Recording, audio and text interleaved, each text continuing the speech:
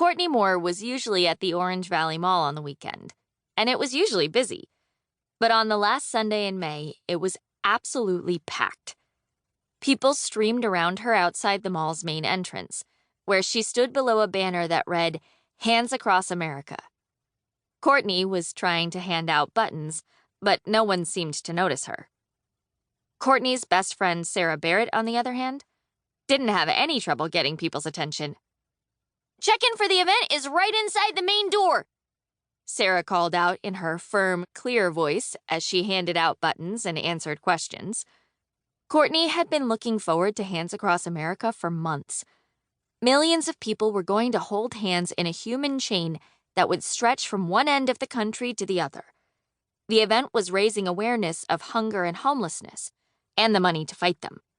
Courtney and Sarah had each saved $10 of their allowance to pay for their places in line.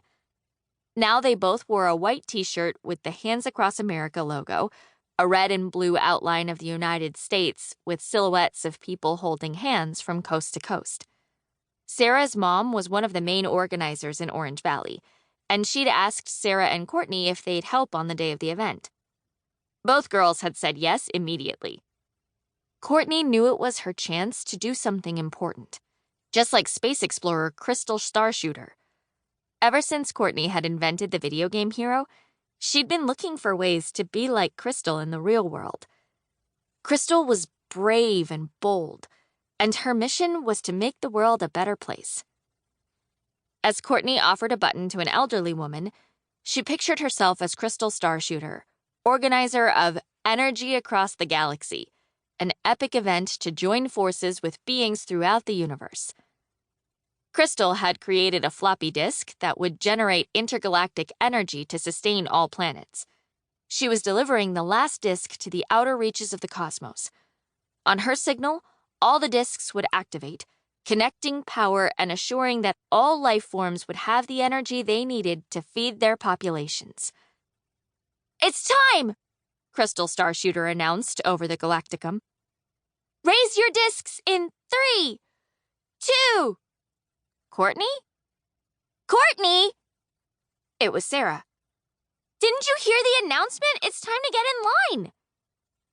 Courtney blushed. Yeah, let's go."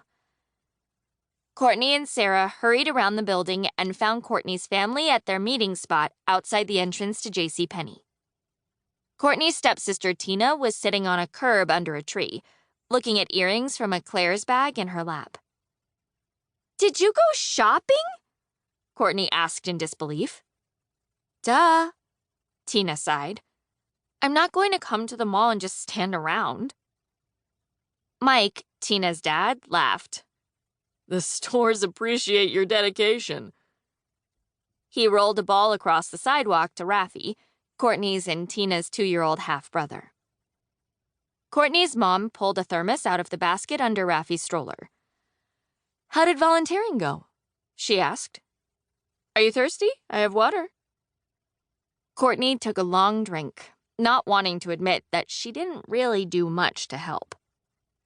"I'm glad there's such a great turnout," she finally said. "Courtney! Sarah!" Courtney spotted their friend Kip Tomatsu hurrying down the sidewalk. "What's he carrying?" Sarah asked Courtney. "It looks like a Betacam," Mike said, squinting into the sun. "A video recorder," Courtney explained when Sarah looked confused. Kip joined them, dropping his backpack to the ground. "Isn't this cool?" he said, setting the bulky camera down gently. "My dad let me borrow it to record the event. I already got footage of you two in front of the building." "That's awesome," Sarah said. "I can't wait to see it." Courtney grimaced at the thought of watching herself hand out buttons.